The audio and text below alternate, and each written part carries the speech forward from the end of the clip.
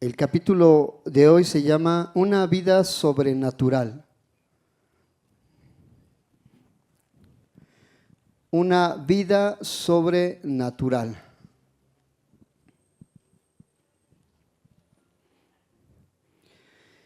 Y bueno, todos los que estamos aquí que tenemos una relación con el Señor, una relación íntima con Jesús, estamos de acuerdo que tenemos una vida sobrenatural. De hecho, vivimos en una dimensión sobrenatural. Y dicen que si queremos ver que lo imposible se hace posible, tenemos que hacer que nuestra fe se una al poder inagotable de Dios. Pero para eso necesitamos una mente sobrenatural. Y bueno, acompáñame a Primera de Corintios 2:13 al 14, y voy a tomar de referencia la Nueva Traducción Viviente.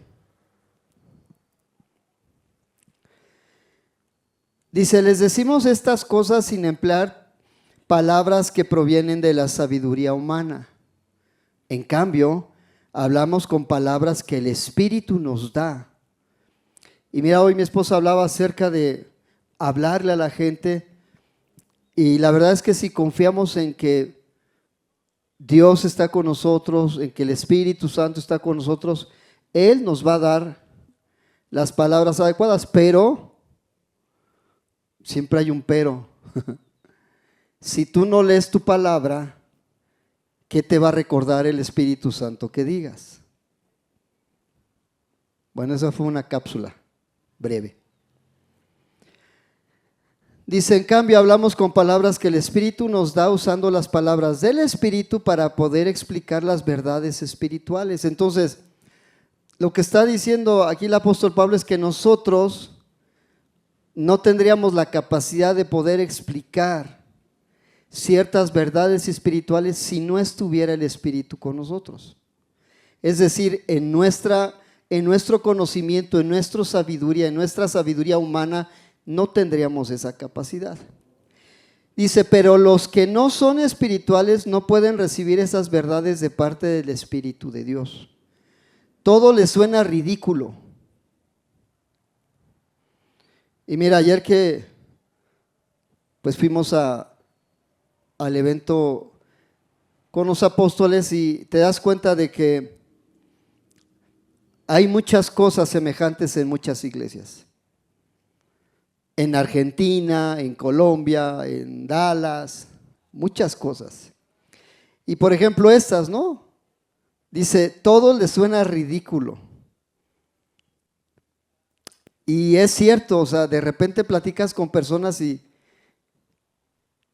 te tiran como de ridículo. Bueno, es otro tema.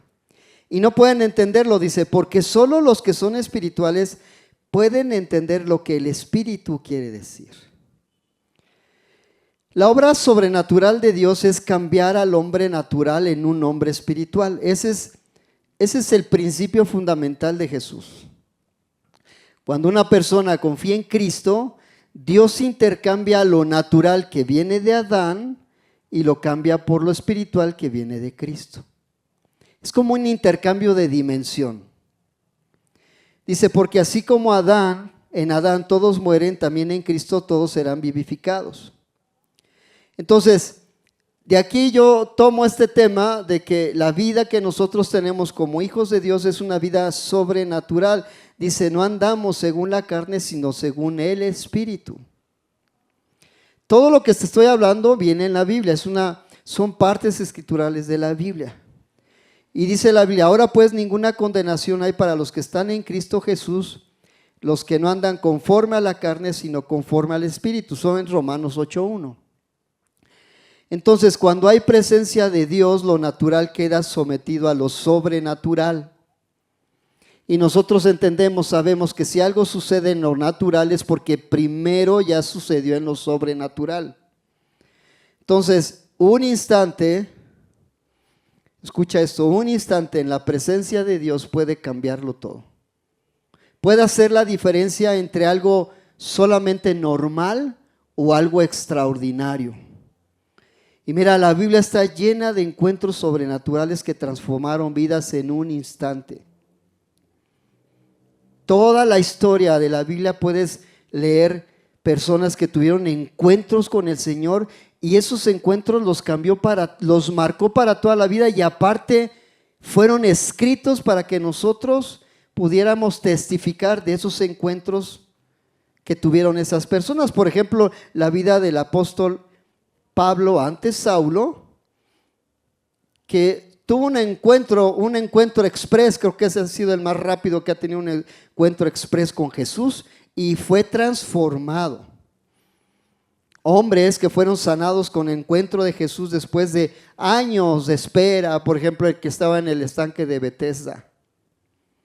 Solamente bastó para que Jesús lo encontrara y pudiera ser sano. Historias de personas que sufren de enfermedades, fueron sanados tras experimentar el poder sobrenatural y manifestado a través también de los apóstoles. Entonces, Dios se manifiesta siempre de forma sobrenatural al intervenir en un mundo físico humano. Y lo vemos en la creación y no nos cansaremos de verlo en los milagros, en los prodigios, la sanidad física, emocional, transformando vidas, conversión, dirección profética, revelación divina de su palabra, de la historia y todo lo que podemos nosotros experimentar como hijos de Dios. Todo eso es sobrenatural. De hecho, la Biblia habla acerca de encuentros sobrenaturales. No son cosas que suceden todos los días a cualquier persona.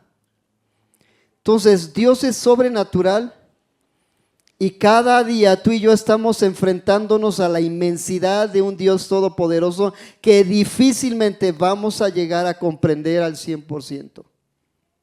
Pero todos los días estamos confrontados con esa realidad.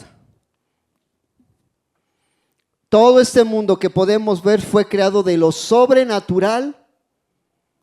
Nada estuvo ni está fuera del control de Dios.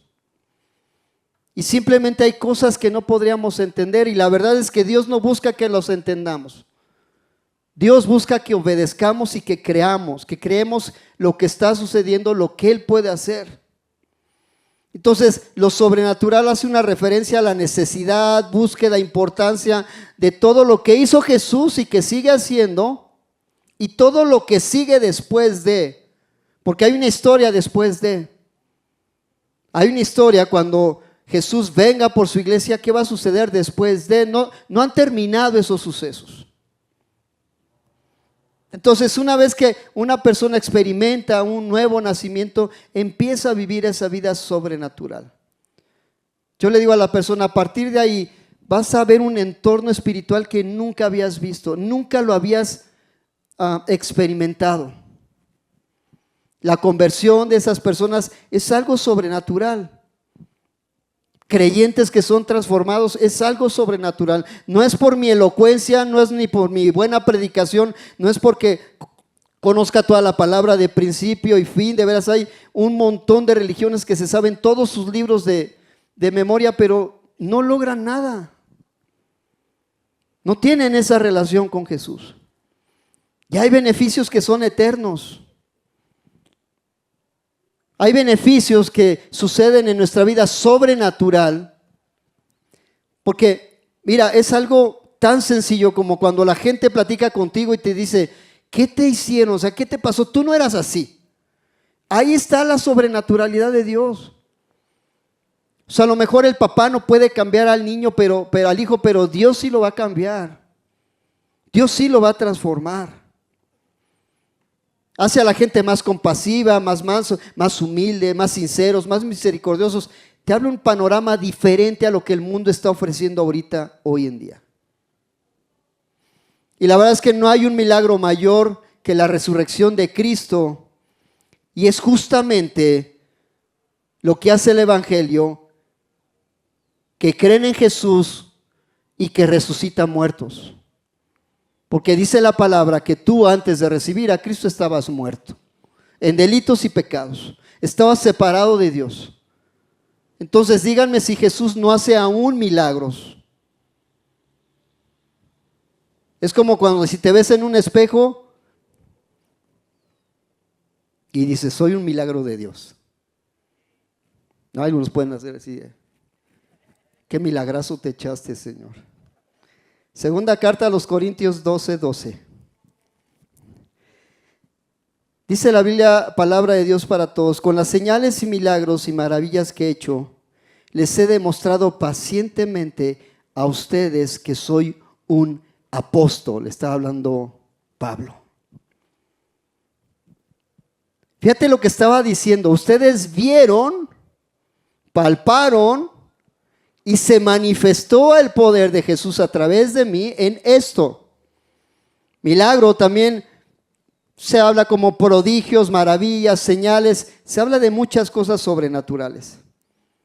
Y dicen por ahí que la palabra prodigio hace referencia al poder divino detrás de un milagro que Jesús hizo y hace. La maravilla se refiere al efecto que producen los testigos que se maravillan de los milagros. Y la palabra señal hace referencia a la función que cumplían los milagros. Podemos decir que los milagros no eran un fin, pero era una señal que apuntaban a algo sobrenatural, más poderoso jamás visto en la historia de la tierra. Los milagros servían para una cosa: apuntaba a la validez del mensajero y del mensaje que se estaba transmitiendo. Es decir, cuando sucedió un milagro, ese milagro hacía constatar que había un mensaje que se estaba enviando, y ese milagro testificaba de ese mensaje y de ese mensajero, en el sentido del milagro que se estaba haciendo, en el sentido del prodigio que se estaba haciendo. Es decir, si Jesús decía que iba a sanar y era sanado, ese milagro constataba a ese emisor del mensaje y el milagro que estaba sucediendo. Y sabes, hay 3 pasajes muy peculiares acerca de cómo la gente fue enviada y cómo mostraban esos milagros. Éxodo 41, del 1 al 5, dice la Biblia. Dice, Moisés respondió, ¿y si no me creen ni escuchan mi voz? Porque quizá digan, ¿no se te ha aparecido el Señor? Y el Señor le preguntó, ¿qué es eso que tienes en la mano? Una vara, respondió Moisés. Échala en tierra, y le dijo el Señor, échala en tierra, le dijo el Señor, y la echó en tierra y se convirtió en una serpiente. Moisés huyó de ella, pero el Señor le dijo a Moisés, extiende tu mano y agárrala por la cola. Él extendió la mano, la agarró y se convirtió en una vara en su mano. Por esto creerán, por esa señal, por ese prodigio, por ese milagro, creerán que se te ha aparecido el Señor, Dios de tus padres, Dios de Abraham, Dios de Isaac y Dios de Jacob. Ese milagro hacía constatar al emisor y al mensaje que se estaba dando. Primer libro de Reyes 18:36. Y a la hora de ofrecerse el sacrificio en la tarde, el profeta Elías se acercó y dijo, oh Señor, Dios de Abraham, de Isaac y de Israel, que se sepa hoy que tú eres Dios en Israel, que yo soy tu siervo y que he hecho todas estas cosas por palabra tuya. Respóndeme, oh Señor, respóndeme para que este pueblo sepa que tú, oh Señor, eres Dios y que has hecho volver sus corazones. Entonces, dice la Biblia que cayó fuego del Señor y consumió el holocausto, la leña, las piedras, el polvo y secó el agua de la zanja. Otro mensaje enviado por este profeta que constata el mensaje, el emisor y quién es el que produce el mensaje, y quién es el que produce el milagro. Hebreos 2:3. ¿Cómo escaparemos nosotros si descuidamos una salvación tan grande, la cual después que fue anunciada primeramente por medio del Señor, nos fue confirmada por los que los oyeron? Dios testificó junto con ellos tanto por señales como por prodigios, por diversos milagros y por dones repartidos del Espíritu Santo según su propia voluntad. Entonces hay un claro patrón en estos tres pasajes. Los milagros sirvieron para validar el mensaje y el mensajero. El mensaje y el mensajero. Hablaban todos ellos en el nombre del Dios Todopoderoso. Estos mensajes, estos milagros fueron el respaldo divino de Moisés, de Elías, de los apóstoles y el mensaje que se quería comunicar al pueblo. Dios validó esos mensajes, es decir, Dios respaldó esos mensajes por medio de los milagros. Ahora escucha esto. Es un hecho que los milagros pueden autentificar a un mensajero. La predicación del evangelio no exige milagros. Escucha. La predicación del evangelio no exige milagros. ¿Por qué? Porque el poder de Dios está en el mismo evangelio. El apóstol Pablo dijo, porque no me avergüenzo del evangelio, pues es el poder de Dios para la salvación de todo el que cree. Ahora, ¿por qué decimos que la predicación del evangelio no exige milagros? Judas, muchos fariseos vieron un montón de señales hechas por Jesús y sin embargo se rehusaron a creer. Esto es claro testimonio de que los milagros no salvan ni convierten a nadie, sin embargo, dan testimonio del poder sobrenatural de Dios. Es decir, la gente se convierte con o sin milagros a través del poder del evangelio, porque el evangelio en sí mismo tiene poder. Si queremos alcanzar a las gentes orando para que Dios haga un milagro, estamos errando en el mensaje.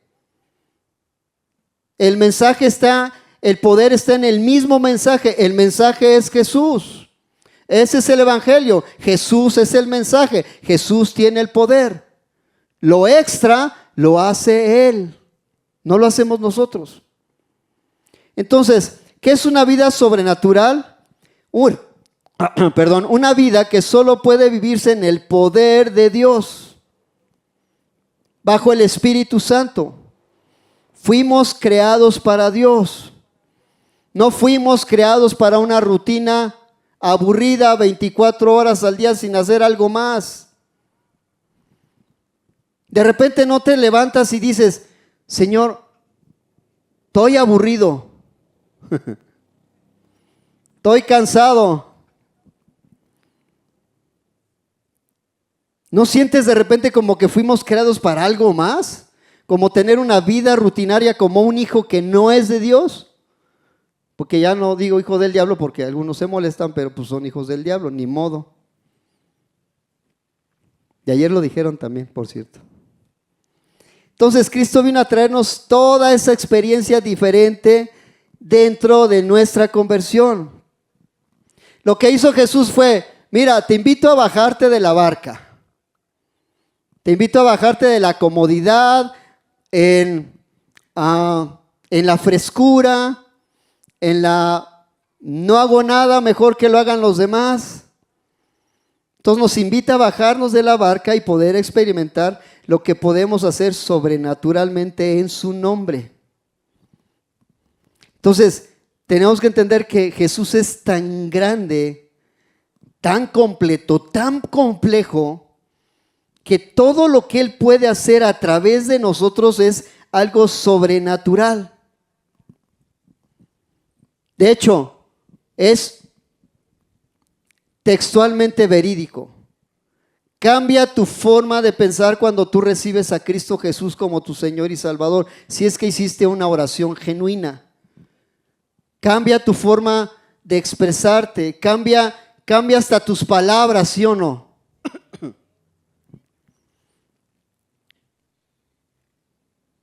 Antes eras de Veracruz, ahora ya eres más para acá. Cambia hasta nuestra forma de relacionarnos. Cambia la forma en que nos expresamos. Fuimos llamados a una vida sobrenatural, no tener una vida normal y corriente. Yo digo, qué aburrido. Qué padre en el Señor que todos los días tengamos algo que hacer para Él, para el Señor, prepararnos, estudiar, predicar, enseñar las buenas nuevas. Y a veces pensamos que esa vida sobrenatural va a estar llena de milagros, señales y maravillas. Momentos que parecen romper toda ley de la naturaleza. Pero sabes, eso debería ser algo ordinario para nosotros. Ver esa parte sobrenatural donde nosotros oramos por un enfermo y Dios lo puede sanar. O Dios puede cambiar el diagnóstico. O Dios puede salvar un alma, o Jesús puede salvar un alma. No lo sé.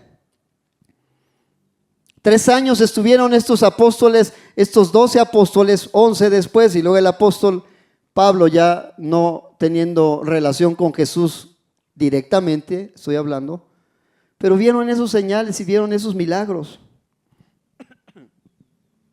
Todo lo que pusieron a experimentar estos apóstoles en esa relación con Jesús. Segunda carta de Pedro 1:3. Mediante su divino poder, Dios nos ha dado todo lo que necesitamos para llevar una vida de rectitud. Todo esto lo recibimos al llegar a conocer a aquel que nos llamó por medio de su maravillosa gloria y excelencia. Y sabes, eso le llamamos transformación, ¿sí o no? Cuando Dios llega a la vida de una persona. Y mira, la Biblia dice que el poder divino de Dios nos da todo lo necesario para poder llevar una vida recta, honesta, equilibrada, íntegra, leal, responsable. Porque sabes que si nuestras palabras no hacen la diferencia, nuestra actitud debería ser diferente. Todo lo que hacemos, todo lo que pudiéramos expresar, debería hablar de Jesús.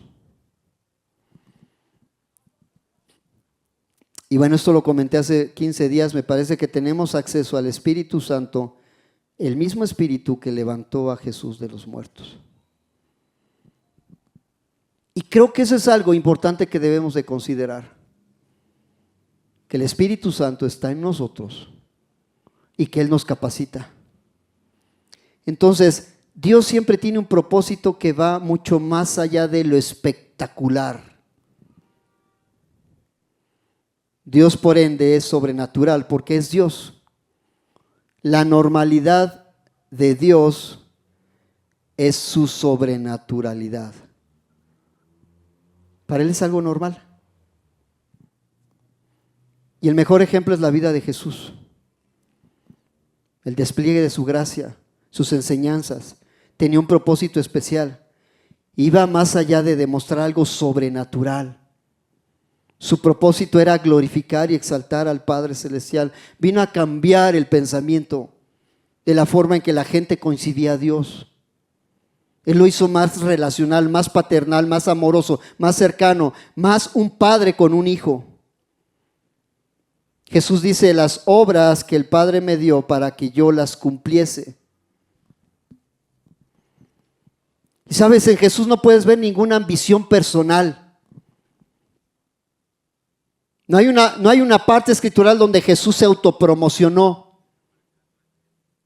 No hay una parte donde dice Jesús, anuncien que voy a tal lugar. Como que pongan un cartelón donde diga Jesús el gran maestro, el hacedor de milagros. No había anhelos escondidos para aprovecharse del mover de Dios. Ni siquiera se promocionó como el más ungido o el más poderoso. Eso sí, eran cosas sobrenaturales espectaculares. Pero Jesús nunca se aprovechó de eso. Él estaba enfocado en el llamado que le había hecho su Padre. Jesús lo dijo, hacía la obra del Padre, la gloria siempre sería de Dios y nunca de Jesús. Y es un hecho que si hablamos de vivir sobrenatural, es necesario que habláramos de fe. ¿Por qué? Porque por fe creemos en un Dios sobrenatural y por fe sabemos que podemos vivir bajo esa sobrenaturalidad.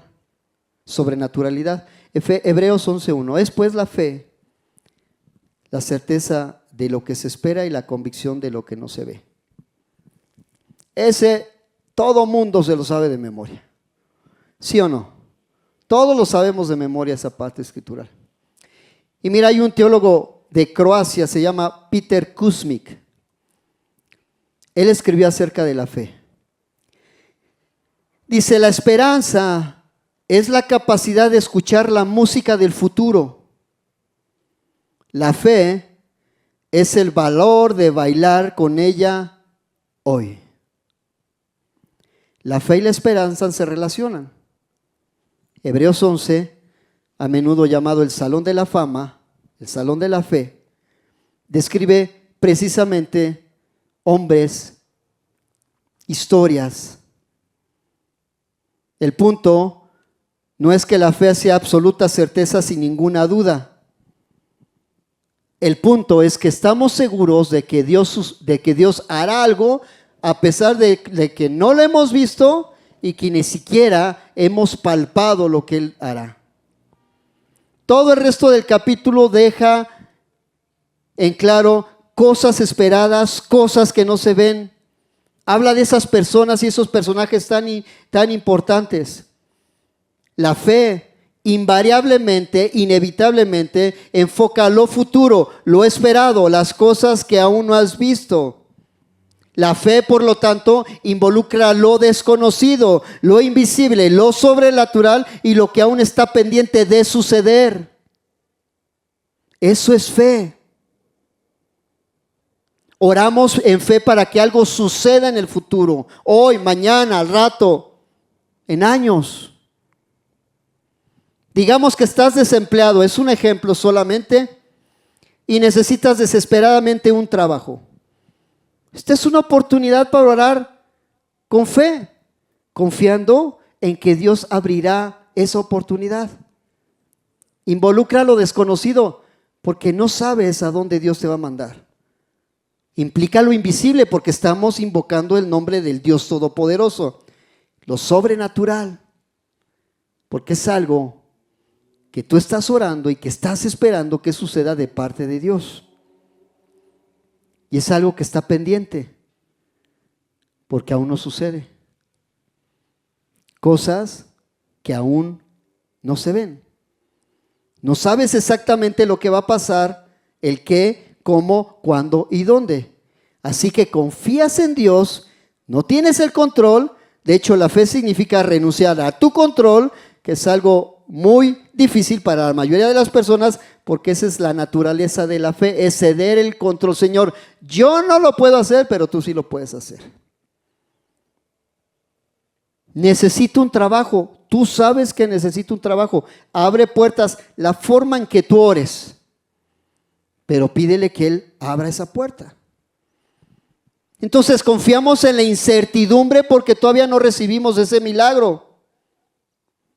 La fe confía en que Dios nos rescatará a su tiempo y a su forma, a su manera.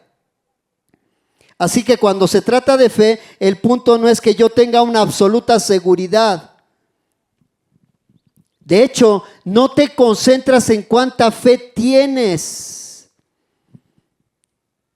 No me concentro en mi fe en lo más mínimo. Más bien me enfoco en el objetivo de mi fe.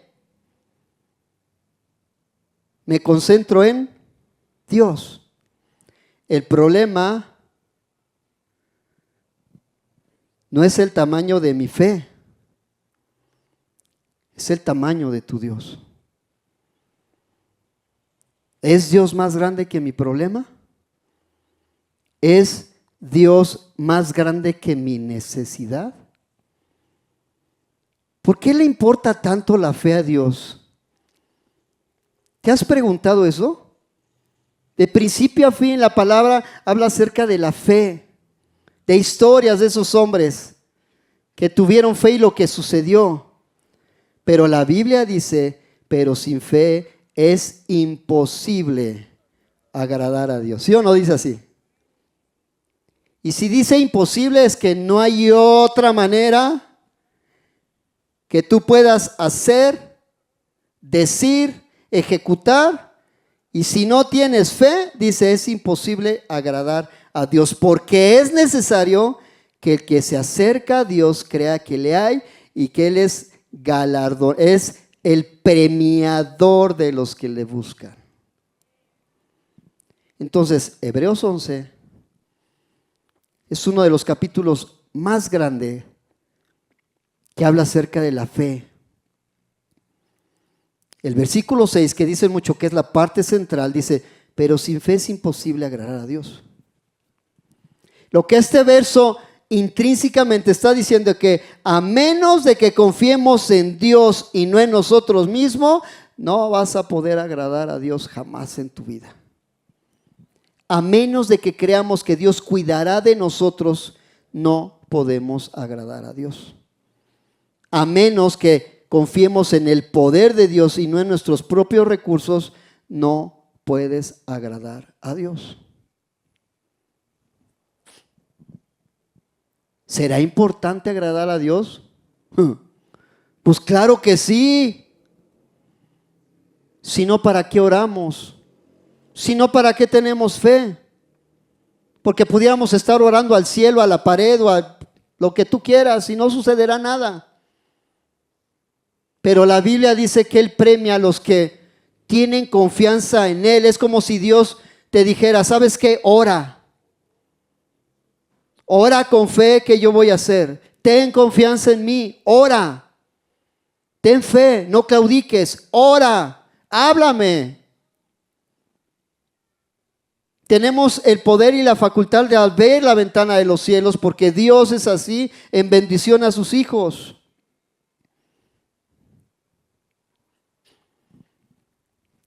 ¿Por qué la fe le importa tanto a Dios? ¿Por qué le agrada tanto al Dios infinito cuando confiamos en Él? Dos cosas importantes. Uno, a Dios le importa cómo lo vemos.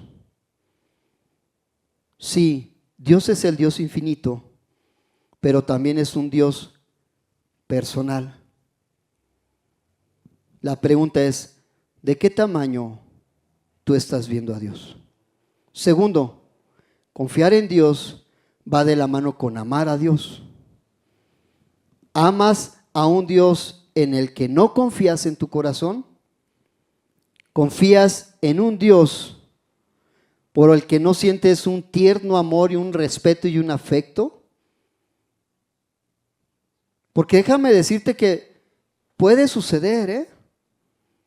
Podemos temar a Dios como ese genio de la lámpara maravillosa y tratar de hacer y doblarle y hacerle manita de, ¿cómo se dice? Manita de puerco, para que Él haga lo que nosotros deseamos. Entonces la confianza y el amor que le tenemos al Señor están unidos. Y Dios desea que lo amemos en una forma recíproca. Romanos 12:3, digo pues, por la gracia que me es dada, a cada uno que está entre vosotros, que no tenga más alto concepto de sí que el que debe de tener, sino que piense de sí con cordura, conforme a la medida de fe que Dios repartió a cada uno. Dios nos dio una medida de fe. Depende de nosotros si esa fe se queda de ese tamaño o crece y crece y crece.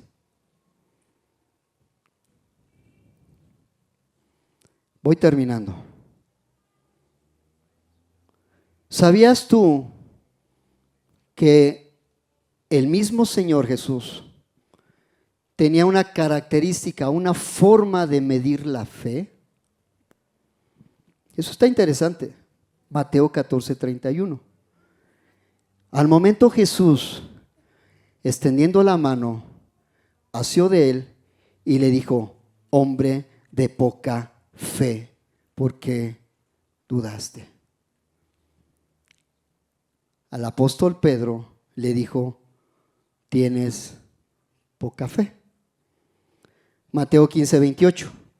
Entonces respondiendo Jesús, dijo: oh mujer, grande es tu fe, hágase contigo como quieras. Y su hija fue sanada desde aquella hora. A esta mujer, con su hija atormentada, le dijo: grande es tu fe. Mateo 8:10. Al oír Jesús se maravilló y dijo a los que le seguían: de cierto os digo que ni aun en Israel he hallado tanta fe. Se lo dijo a un centurión. Ni en Israel he encontrado tanta fe. Romanos 4:19. Y no se debilitó en la fe al considerar su cuerpo que estaba casi como muerto, siendo de casi 100 años y la esterilidad de la matriz de Sara. La Biblia menciona que Abraham no era débil en la fe. Segunda carta a los Tesalonicenses 1:3. Debemos siempre dar gracias a Dios por vosotros, hermanos, como es digno, por cuanto vuestra fe va creciendo y el amor de todos y cada uno de vosotros abunda para con los demás. La Biblia dice que a los tesalonicenses tenían una fe que iba creciendo.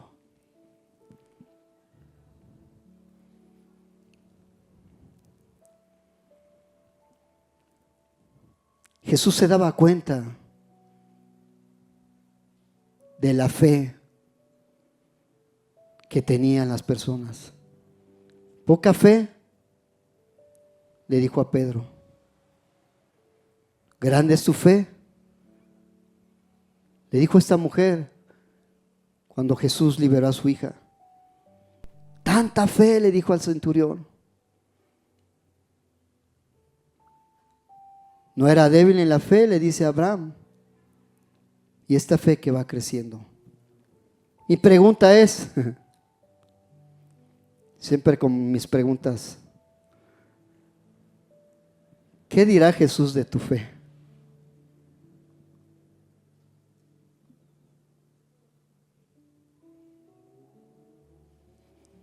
¿Qué te dirá? ¿Va creciendo? ¿Poca fe? ¿Tanta fe? ¿Qué diría Jesús de nosotros? Dice entonces Jesús mirándolos en Marcos 10:27 dijo: para los hombres es imposible, mas para Dios no, porque todas las cosas son posibles para Dios. Necesitamos fe para vivir la sobrenaturalidad de Dios. Y sabes, no se vale decir que no tienes fe, porque la Biblia dice que Él nos dio fe. Entonces no puedes decir que no la tienes. Puedes decir, a lo mejor no confío en tanto, a lo mejor no la he ejercido. Ok, está bien, pero dice la Biblia que cada quien tiene una medida de fe. Pero el mensaje es que no nos quedemos en que Jesús nos diga: ¡ay, tu poca fe! Que nos diga: tu fe va creciendo, va en aumento. ¿Y cómo podemos nosotros ejercitar la fe? Pues confiando y orando en el Señor, para que Él haga lo que Él puede hacer, lo que humanamente nosotros no podríamos hacer. Habría que tener un poder sobrenatural, todo el poder del universo a favor de sus hijos. Pareciera ser algo tan complicado Pero la verdad es que es tan sencillo tener fe en Jesús,